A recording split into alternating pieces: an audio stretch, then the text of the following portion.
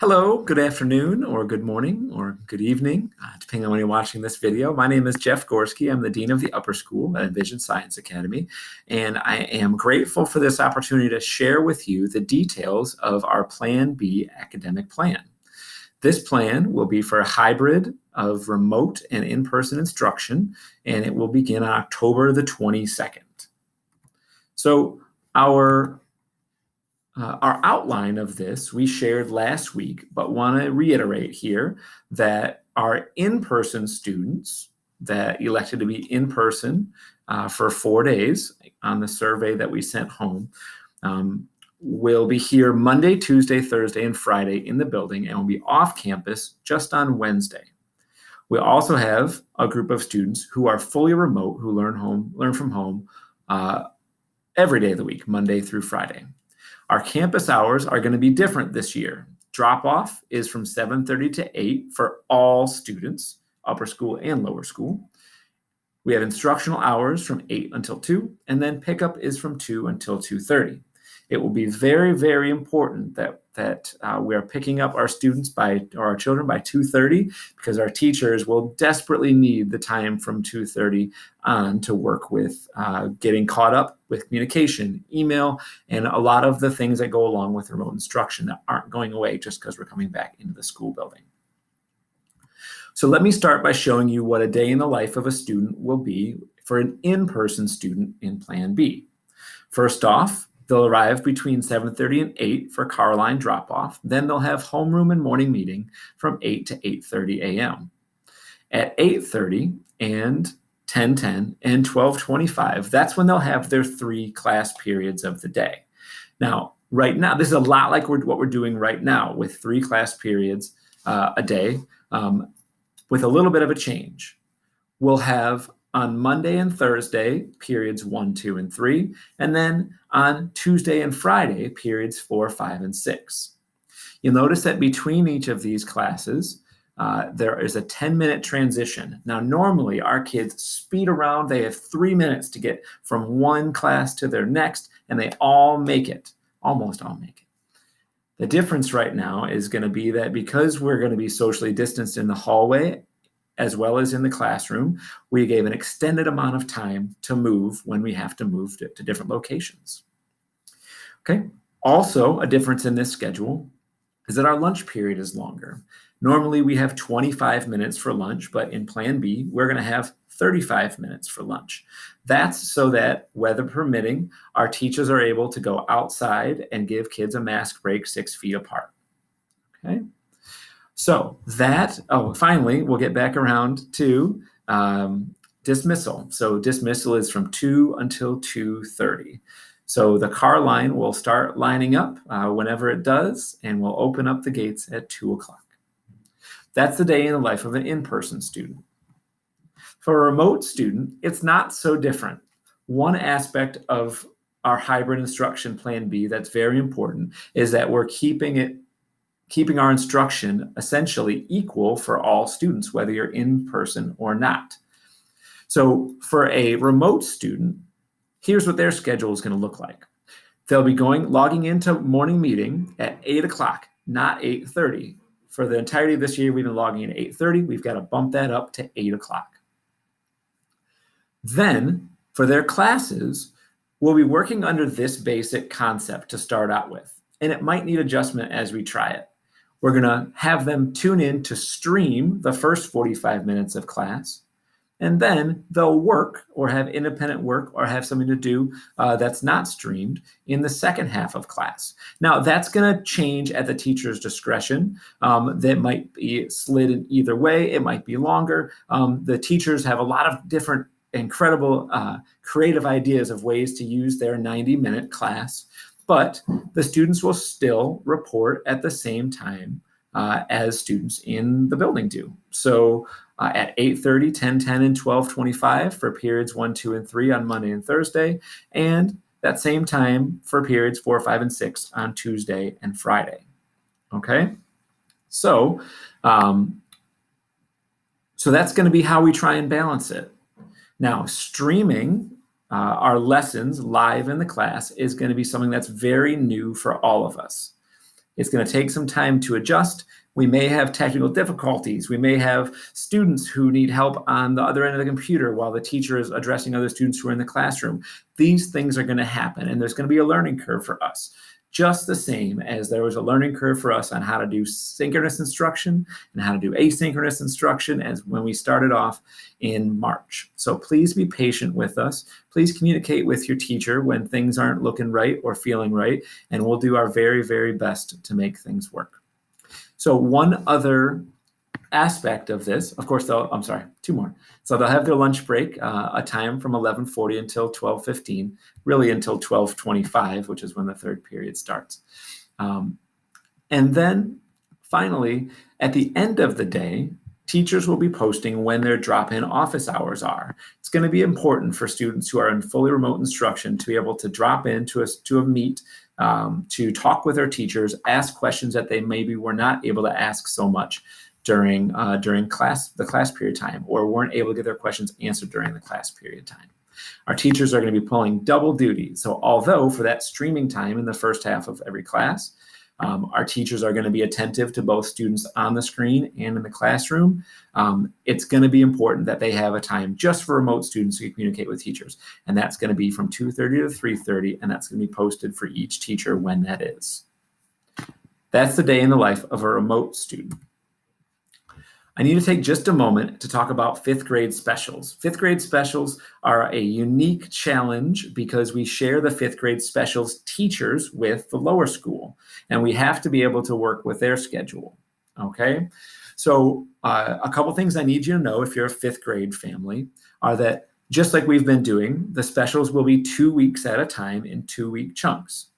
Social studies will be, when your social studies chunk comes around, it'll be streamed on that same half and half schedule we just mentioned. So they'll stream the first half, they'll have independent work on the second half, or some accommodation of their teacher to use all that time.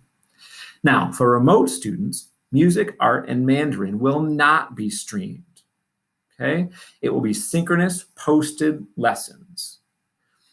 All right, it'll be a little bit different with that in mind. So that's their only purely posted synchronous work, music, art, and Mandarin. For on-campus students, because the lower school specialists, Ms. Brown, Ms. Wong, and Ms. Francis are tied up with lower school responsibilities until 1:10, from 12:25, this is wrong, I apologize. From 12:25 to 1:10, they'll be with their fifth grade teachers doing extension work. And then they'll report down to their music, art, and Mandarin class just for the 45 minutes from 1:10 to 1:55. So I want to just give you a little bit more explanation about that just for fifth grade specials. Okay, so this is the October calendar. Now, I want to just make sure that we're all in alignment, and let's start with what's going on next week. Next week is a short week with 2 days of fall break for students on the 15th and the 16th, Thursday and Friday. On the first part of the week here, we're going to continue with the instruction just like we've been doing it. 8:30 morning meeting, 9 o'clock synchronous period 1, 10 o'clock synchronous period 2, 11 o'clock synchronous period 3.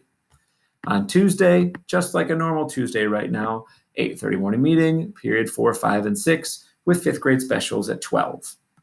Wednesday will be our first Wednesday all remote day, okay? We'll have morning meeting, we'll do attendance, and then they'll have posted work in their Google Classroom to attend to on Wednesday.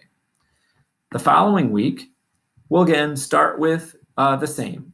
Just like the 12th, the 19th is morning meeting and the first 3 periods, and on Tuesday, morning meeting and then the next 3 periods with fifth grade specials being at 12. On the 21st, again, just like on the 14th, we'll have morning meeting and then posted work in Google Classroom. This all leads up to our first day of Plan B on the 22nd. The first day of Plan B, morning meeting moves up to 8 o'clock, and then periods 1, 2, and 3 are at 8:30, 10:10, and 12:25. Whether you're in person or remote, that's the case in both cases. I see on my pictures filling this up right here, so you might not be able to see it totally. I'll make sure I share this slideshow. But that's the first day. The second day, again, morning meeting at 8, periods 4, 5, and 6 at those same times. The next week is our first full week of Plan B. So on-campus and remote instruction going on at 8, 8:30, 10:10, and 12:25. Posted work on Wednesday, and then the same on Thursday and Friday as Monday, Tuesday to fill out the week. So I thought I'd lay that out as a calendar so that we can be prepared for what's coming. So while we don't have all of the details yet worked out on procedures and how everything's going to look, I did want to key you into a few really important things right now. And there's more information on the way. Okay? The first thing I can tell you for sure is that every day our students and staff will be screened on the way in the building. Okay? In fact, staff will be screened on the way in the building, but out in the parking lot, your students will be screened before they even get out of the car. There's a website that you'll have to fill out, a questionnaire, and then we'll have a temporal UV or infrared thermometer, a touchless thermometer for every student, so that we know there's no one with a fever coming into the building or exhibiting any symptoms. Okay. We'll also have masks required for all students and staff. They have to be cloth masks. You can't just have a face shield. You have to have a cloth mask on. You can have both if you'd prefer, but at minimum, a cloth face mask. Okay. I want to let you know that most classes in the upper school are about 10 students. Some are as small as 4 or 5 that are in person, but the maximum is 14. That is the maximum number of students we can put in a classroom in addition to a teacher and keep them safely socially distanced at 6 feet apart at all times. For lunch will be in the classroom and students will have no access to microwaves. We apologize for this, but that is a requirement to keep our kids safe. So food that doesn't need to be heated up will be what we're sending with our students if you choose to send food in. But also my hot lunch box, our on-site or our fast food friends who bring our hot lunch here, that will start on the very first day back on the campus of October the 22nd. Speaking of eating and drinking, the drinking fountains will be out of order. However, the water bottle fillers will be open. If you haven't seen one of these, back when you and I might have gone to school, all we had was the thing that you press a button on and lean over, and sometimes your mouth touches it and sometimes it doesn't. That is closed. However, our water fountains also have a spigot on the top that you can hold touchless, your water bottle under, and a sensor makes water drop in there. So it's going to be a good idea to bring your own labeled water bottle when we get back to school on the 22nd, if you're coming back in person. I also just want to reiterate, we have one drop-off time and one dismissal for upper school and lower school combined. It's for everybody, no matter who you are. You can drop off your child starting at 7:30 and they need to be here by 8, and all students will be leaving campus between 2 and 2:30. So shoot for that 2 o'clock time to make sure that you've got them scooped up by the time 2:30 rolls around. Because that's a new time for everyone, upper and lower school alike, this is the link right here. And again, I'm sorry, it's blocked off by my picture. I will share this presentation, but it's www.esaeagles.com/before-after-care. And that is a list of providers that we know for sure that are available if you can't pick up your child at 2 or can't drop off your child by 8. Okay. And one last piece of information that I want to give you, and it's about teacher communication. I want to give a shout out to all of our teachers for the tireless work that they've done. Oh my goodness, the work that they've done communicating with our students, communicating with our families. There's just no way we could have gotten accomplished what we've gotten accomplished since March without teachers putting in long hours of emailing and sending out messages and posting and chatting and setting up additional Google Meets to help our students. The thing is, starting on October 22nd, that level of communication is not going to be possible anymore. Our teachers who are here with live students all day and working with remote students at home are likely not going to be able to respond to any communication from students or from you until 2:30. And they have that time block from 2:30 to 3:30 set aside every day to make sure that we're able to keep communication as best we can.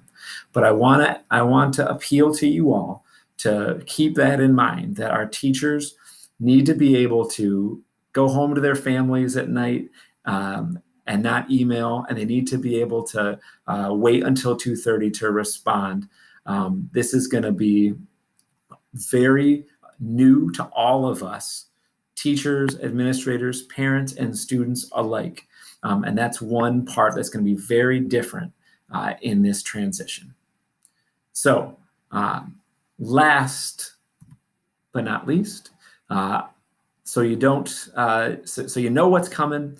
We're working right now on creating student schedules so that every student knows what's going to be going on that first day of Plan B on October 22nd, whether you need new links as and new times as a remote student, or you need to know where you're going to go as a student on campus. We'll get those out before we come back to the building. Safety specifics. We're working to get our safety specifics so you all know exactly what's going to be going on here to clean classes and to keep our school sanitary. Also specific carpool protocols, how to get here and what it's going to look like getting into and out of, onto and off of campus. Okay, so all of that is coming soon, some of it next week, some of it the following, but we're going to get it all to you before we get back here on campus. We are also going to have an Ask an Admin night, a live Google Meet on October the 13th at 5 o'clock for fully remote students and at 6 o'clock for on-campus students or for the parents of these students, so that you can get any questions still answered before we get back on campus. Okay? It's going to be a lot happening very quickly, but please communicate with me, call the school if you need. My email is right there, ggorski@esaeagles.com. And that's what school's going to look like starting October 22nd.